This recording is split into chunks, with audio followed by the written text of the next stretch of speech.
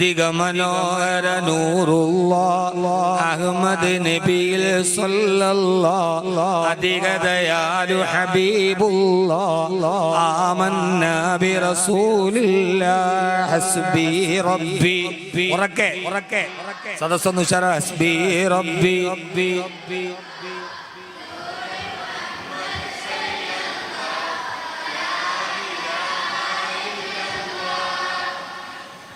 ആദരവായ പ്രവാചകൻ നബി മുഹമ്മദ് മുസ്തഫ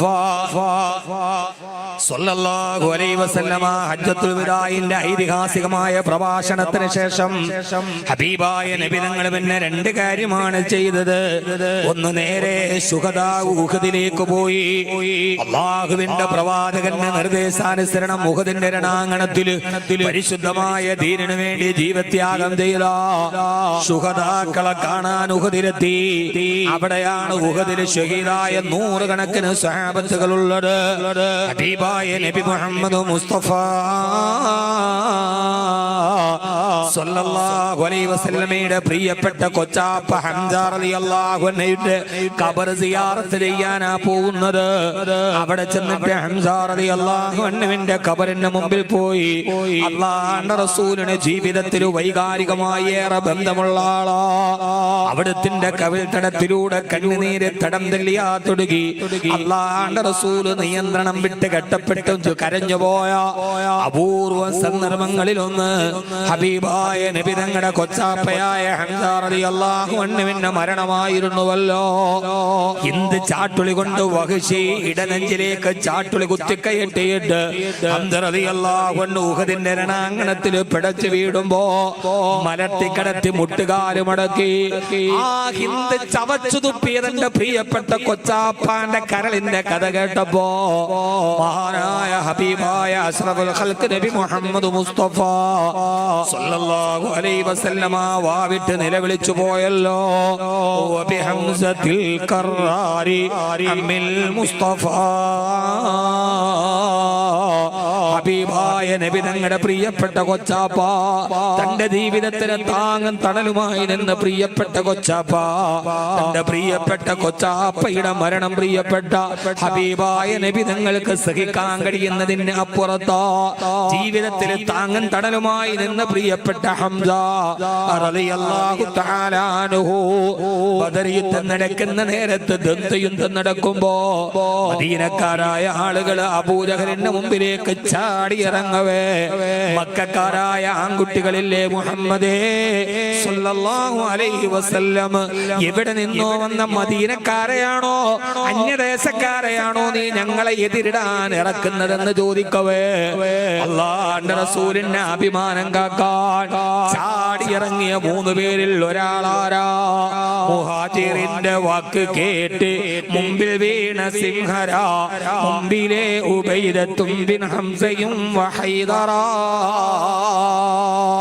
മഹാനായ ഹംസത്തുൽ ഖറാർ റളിയല്ലാഹു അൻഹു മഹാനായ ഹംസ റളിയല്ലാഹു അൻഹുവിന്റെ അടുക്കൽ പോയി സലാം പറഞ്ഞു. ആ സമയത്ത് വീട്ടിലേക്ക് പോകുമ്പോ തന്റെ പ്രിയപ്പെട്ട അടിമയെ വിളിക്കുന്നുണ്ട്. അബൂ മുവൈഹിബ, എനിക്ക് ഒട്ടകത്തെ ഒന്ന് തയ്യാറാക്ക.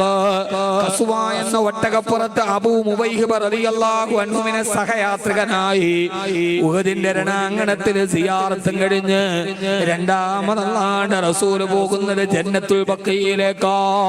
തന്റെ ഇടവും വലവും നിന്ന് ആയിരക്കണക്കിന് സഹാബത്തുകളെ ഖബറടക്കപ്പെട്ട ആ ജന്നത്തുൽ ബഖീയിൽ പോയി ഹബീബായ നബി തങ്ങൾ അവരോട് സലാം ചൊല്ലി. സഹോദരാ, നമ്മളൊക്കെ പലപ്പോഴും പറയാറില്ലേ, ഒരാൾ മരിക്കുന്നതിന് മുമ്പ് അത്ഭുതകരമായ ചില കാര്യങ്ങൾ ചെയ്യുന്നത് കാണാം. തന്റെ മരിച്ചുപോയ കുടുംബക്കാരെ, മരിച്ചുപോയ വാപ്പയെ, മരിച്ചുപോയ ബന്ധുക്കളെയൊക്കെ സിയാറത്ത് ചെയ്യുന്നത് പോലെ, ഏറ്റവും അടുപ്പമുള്ളവരുടെ വീട്ടിൽ പോയി യാത്ര പറയുന്നത് പോലെ ഹബീബായ നബി തങ്ങൾ ജന്നത്തുൽ ബഖീയിലെത്തി. അവിടെ നിരന്ന് നടക്കുന്ന ഖബറാളികളോട് സലാം പറയുന്നുണ്ട്. അപ്പോഴാണ് പറയുന്നത്, സ്വഹാബാ കുന്തു നഹൈതുകും അൻ സിയാറത്തിൽ ഖുബൂർ, നിങ്ങളെ ഞാൻ ഖബർ സിയാറത്ത് ചെയ്യുന്നതിൽ നിന്ന് നിരോധിച്ചിരുന്നു. പക്ഷേ അലാ ഫസൂറുഹാ, അറിയണേ, നിങ്ങൾ ഖബർ സിയാറത്ത് ചെയ്യണേ. ഫഇന്നഹാ തുദക്കിറുകുമുൽ ആഖിറ. ആ ഖബറുകളെ കാണുമ്പോൾ നിനക്ക് പരലോകം ഓർമ്മ വരും. ആ ഖബർ കാണുമ്പോൾ നിനക്ക് മരണത്തെ ഓർമ്മ വരും. അതുകൊണ്ട് ഖബർ സിയാറത്ത് ചെയ്യണേ എന്ന് ഹബീബായ നബി മുഹമ്മദ് മുസ്തഫ സല്ലല്ലാഹു അലൈഹി വസല്ലമ. ഹബീബായ നബി തങ്ങൾ വിട പറയുന്നതിന് മുമ്പുള്ള അത്ഭുതകരമായ പ്രവർത്തനങ്ങളാണ്. അത് കഴിഞ്ഞ് തിരിച്ചു വരുമ്പോ അബൂ മുവൈഹിബ റളിയല്ലാഹു അൻഹുവിനോട് പറഞ്ഞു, അബൂ മുവൈഹിബ, ഞാൻ നിങ്ങളോടൊരു കാര്യം പറയട്ടെയോ? എന്റെ യജമാനനായ റബ്ബ് സുബ്ഹാനഹു വ തആല എനിക്ക് രണ്ട് കാര്യത്തിലൊരു തീരുമാനം പറയാൻ പറഞ്ഞു. ഒന്നുകിൽ ബി ഹയാത്തി ദുനിയാ ബി സീനതിഹാ, ഒന്നുകിൽ സർവ അലങ്കാരത്തോടെ സർവ ആഡംബരത്തോടെ ഈ ദുനിയാവിൽ ദീർഘകാലം ജീവിച്ചോളൂ, അതല്ലെങ്കിൽ പടച്ചവന്റെ അടുക്കലേക്ക് തിരിച്ചു വന്നോളൂ എന്നെ അല്ലാഹു സുബ്ഹാനഹു വ തആല എനിക്ക് അനുവാദം തന്നിട്ടുണ്ടെന്ന് ഹബീബായ നബി മുഹമ്മദ് മുസ്തഫ സല്ലല്ലാഹു അലൈഹി വസല്ലമ. ഒന്നുകിൽ ഇക്കാലത്തിൽ ഇനി വേണമെങ്കിൽ പൂർണ്ണമായ ആഡംബരത്തോടെ അലങ്കാരത്തോടെ ജീവിക്കാം, അതല്ലെങ്കിൽ പടച്ചവന്റെ അടുക്കലേക്ക് തിരിച്ചു പോകാം. ഏതാണ് വേണ്ടത് എന്ന് തിരഞ്ഞെടുക്കാൻ എന്റെ റബ്ബനോട് പറഞ്ഞു. എന്താ പറഞ്ഞത്? 63 വയസ്സായി. 63 വയസ്സ് അത്ര വലിയ വയസ്സൊന്നുമല്ല. 63 കഴിഞ്ഞവരൊക്കെ ഇവിടെ ഉണ്ടാവും ധാരാളം അല്ലേ? കഴിഞ്ഞ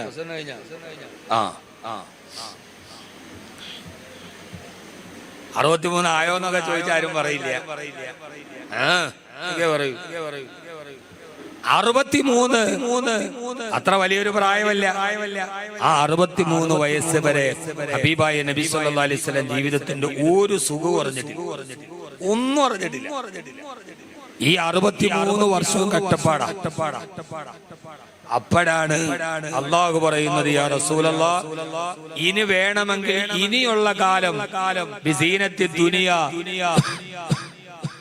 ദുനിയാവിലെ സർവ്വ ആഡംബരങ്ങളും അലങ്കാരങ്ങളോടും കൂടി സന്തോഷത്തോടെ ജീവിച്ചു. അതല്ലെങ്കിൽ പടച്ചോന്റെ അടുക്കലേക്ക് തിരിച്ചു വന്നു. നമ്മളാണ് എന്താ പറയാ? നമ്മളാണ് എന്ത് പറയും? സാധാരണ നമ്മൾ പറയും 19 വയസ്സ് വരെ കഷ്ടപ്പാടാണ്.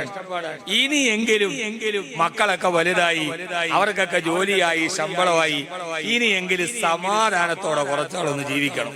ഇതൊക്കെ നമ്മുടെ ഒരാഗ്രഹമാണ്. സഹോദര, ഹബീബിന്റെ മറുപടി എന്താ? സല്ലല്ലാഹു അലൈഹി വസല്ലം. ഇവിടെയാണ് നമ്മൾ ചിന്തിക്കേണ്ടത്. ഹബീബായ നബി സല്ലല്ലാഹു അലൈഹി വസല്ലം മറുപടി എന്താ? വേണമെങ്കിൽ ഇനി പട്ടിണിയില്ല, കഷ്ടപ്പാടില്ല, മരണമില്ല, വേദനയില്ല, കടങ്ങളില്ല, ഒരു പ്രയാസവും ഇല്ല. വേണമെങ്കിൽ സന്തോഷത്തോടെ ഈ 63 വർഷത്തെ കഷ്ടപ്പാടിന് പകരം ആർഭാടത്തോടെ ജീവിച്ചോ. അല്ലെങ്കിൽ പടച്ചോനെ കാണാൻ പരലോകത്തേക്ക് തിരിച്ചു വന്നു. നമ്മളൊക്കെ ഈ ദുനിയാവിലെ ഒരാള് നമ്മളോട് വന്നിട്ട് പറയാ, നിനക്ക് വേണമെങ്കിൽ ഇന്ന് ഞാൻ 100 ഗ്രാം സ്വർണം തരാം, പക്ഷെ ഒരു ഉറപ്പ്, ഇന്ന് നീ മരിക്കും വൈകുന്നേരം. ഫോർ എക്സാമ്പിൾ കേട്ടാ, ഇതിനകത്ത് തിരുമതിയിലും ബുഖാരിയിലും ഉണ്ടോ എന്ന് ചോദിക്കരുത്. ഒരാള് നമ്മോട് വന്നിട്ട് ഒരു സ്വപ്നം കണ്ടു എന്ന് വിചാരിക്കുക, ഇന്ന് വൈകുന്നേരം വരെ നിനക്ക് ആയുസുള്ളൂ, 100 ഗ്രാം സ്വർണം തരാം, പക്ഷേ വൈകുന്നേരം മരിക്കും. അതല്ലെങ്കിൽ ഒരു ദിവസവും കൂടി ആയുസ് കൂട്ടിത്തരാം, പക്ഷെ സ്വർണം തരില്ല. നമ്മളേതാ വാങ്ങിക്കുക? ആയുസ് മതി. ഈ സ്വർണം കിട്ടിയാൽ അത് ആസ്വദിക്കാൻ ആയുസ് വേണ്ടേ? പെണ്ണുങ്ങളാണെ 100 ഗ്രാം വാങ്ങിച്ച് അന്നിട്ടിട്ട് പിറ്റേ ദിവസം ഭർത്താവിനെ കൊണ്ട് അത്ര ഇടങ്ങേറായിട്ടുണ്ടാവും, മക്കളെ കൊണ്ട് അത്ര ഇടങ്ങ. ഇതിനിടയിൽ നിന്ന് പോണതിനൊക്കെ 100 ഗ്രാം ഇട്ടിട്ട് പോകാന്ന് കരുതും. യഥാർത്ഥത്തിൽ നമ്മൾ എല്ലാവരും ആഗ്രഹിക്കുന്നത് ഒരു ദിവസവും കൂടി ആയുസ് നീട്ടിക്കിട്ടിയാൽ അതിനെ ആഗ്രഹിക്കാത്ത ആരാ ഉള്ളത്? ഇവിടെ നിന്ന് വിട പറയാൻ ആർക്കാ? ഇഷ്ടമുള്ളത് മക്കളെ വിട്ടിട്ട്, പ്രിയപ്പെട്ട മക്കളെ വിട്ടിട്ട്, ഭാര്യയെ വിട്ടിട്ട്, ഉമ്മാനെ വിട്ടിട്ട്, ഈ ദുനിയാവ് വിട്ടിട്ട് ഒരു ദിവസം നേരത്തെ പോകാൻ ആരാ സഹോദരങ്ങളെ ആഗ്രഹിക്കുക? ആരാ അങ്ങനെ പറയാ? എനിക്കിതൊന്നും വേണ്ട, ഈ ദുനിയാവ് വേണ്ട, ഈ ഹൗസ് ബോട്ടുകൾ വേണ്ട, എന്റെ വീട് വേണ്ട, എന്റെ മക്കളെ വേണ്ട, എനിക്കാരെയും കാണണ്ട. അബൂ മൗഹിബ, നിങ്ങളുടെ അഭിപ്രായം എന്തെന്ന് ചോദിക്കുമ്പോ ഒരു പ്രവാചക സഹാബി ഇതല്ലാതെ അഭിപ്രായം പറയോ? അബൂ മുവൈഹിബ റളിയല്ലാഹു അൻഹു പറയുന്ന അല്ലാഹുവിന്റെ റസൂലേ,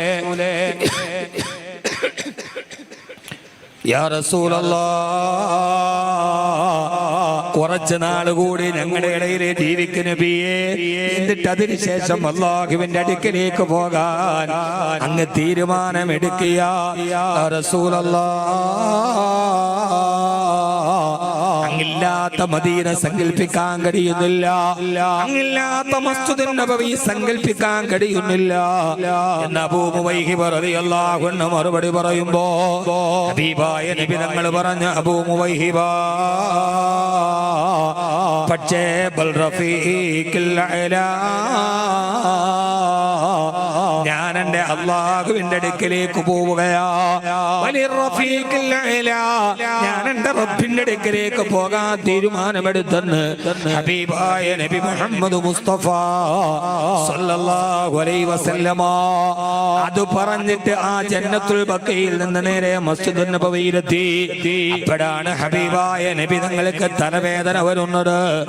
ആ തലവേദന വരുന്ന നേരത്തൊരു കറുത്ത ബാൻഡേജ് തന്റെ തലയിൽ കെട്ടി മഹാനായ അലി റളിയല്ലാഹു അൻഹുവിന്റെയും ഫദ്ൽ ബിൻ അബ്ബാസ് റളിയല്ലാഹു അൻഹുവിന്റെ ചുമലിൽ കൈ ഇങ്ങനെ തൂക്കിയിട്ട് ഹബീബായ നബി തങ്ങളുടെ വിരൽ കാലിങ്ങനെ ഉറപ്പിക്കാൻ കഴിയാതെ ഇട പറയുന്നതിന് മുമ്പുള്ള അത്ഭുതകരമായൊരു ദിവസത്തെ ഞാൻ ഓർമ്മിപ്പിക്കുകയാണ്. ജീവിതത്തിൽ നമുക്ക് പിടിച്ചു നിൽക്കാൻ, ഈ പൂരണമില്ലാത്ത സമസ്യകൾക്കൊരു ഉത്തരം കാണാൻ, എല്ലാ സങ്കടങ്ങളും ഇറക്കി വെക്കാൻ, എല്ലാ പ്രയാസങ്ങളോടും വിട പറയാൻ ഹബീബായ നബി തങ്ങളുടെ ഈ വഫാത്തിന് തൊട്ടു മുമ്പുള്ള ദിവസങ്ങളുടെ ചലനങ്ങൾ നമുക്ക് ഉപകരിക്കുമെന്ന് കരുതട്ടെ. അവരുടെ തോളിൽ കയറി ഹബീബായ നബി തങ്ങൾ മദീനത്തുൻ നബവിയിലെത്തി. മിമ്പറിന്റെ മുകളിലോട്ട് കയറാൻ കഴിയാതെ അതിൽ ചാരിയിരുന്നിട്ട് അല്ലാഹുവിനെ ഹംദ് ചൊല്ലി. എന്നിട്ട് പറയുന്നു, സ്വഹാബാ, ഞാൻ ഈ ലോകത്ത് നിന്ന് വിട പറഞ്ഞു പോവുകയാണ്. അല്ലാഹു അവന്റെ അടുക്കലേക്ക് പോകാൻ എനിക്ക് അനുമതി തന്നു കഴിഞ്ഞു. പക്ഷേ എനിക്ക് നിങ്ങളോട് പറയാനുള്ളത്, ആ സമയത്താണ് ഈ ഹദീസ് അല്ലാഹുവിന്റെ റസൂലിന്റെ നാവിൽ നിന്ന് വരുന്നത്. ലൽ ഫഖറ അഖ്ശാ അലൈക്കും, അഖ്ശാ അലൈക്കും മൻ തബ്സുത അലൈക്കും ദുനിയാ. സഹാബാ, ഈ പള്ളാത്തുരുത്തിൽ എന്നെ കേൾക്കാനെത്തിയ ഓരോരുത്തരെ കേട്ടുകൊള്ളുക. ഒരു വിനോദ സഞ്ചാരം, സഹാബാ, നിങ്ങളെല്ലാവരും സമ്പത്ത് വന്ന് കുമിഞ്ഞുകൂടിയിട്ട് ആ സമ്പത്ത് നിങ്ങൾ അമ്മാനമാടും. പള്ളിക്ക് ചോദിച്ചാൽ കൊടുക്കില്ല, എത്തേകാരൊക്കെ കൊടുക്കാൻ ലുബ്ധതയാണ്. ഇവിടെ വരുന്ന ആയിരക്കണക്കിന് സ്ത്രീകള് നിസ്കരിക്കാൻ സുജൂദ് ചെയ്യാൻ സ്ഥലമില്ലാതെ തിരിച്ചു പോകുന്നു. എന്തെങ്കിലും തരണേന്ന് ചോദിച്ചാൽ കൊടുക്കാൻ അവന് മനസ്സുണ്ടാവില്ല. പക്ഷെ ഗാനമേള നടത്താനും കല്യാണത്തലാന്ന് ആടിത്ത് പറക്കാനും ആഭാസം നടത്താനും അന്യാഘോഷങ്ങളെ ചേർത്ത് പിടിക്കാനും അവന് പണമുണ്ട്. അല്ലാഹു പറയാണ്, മുൻഗാമികളെ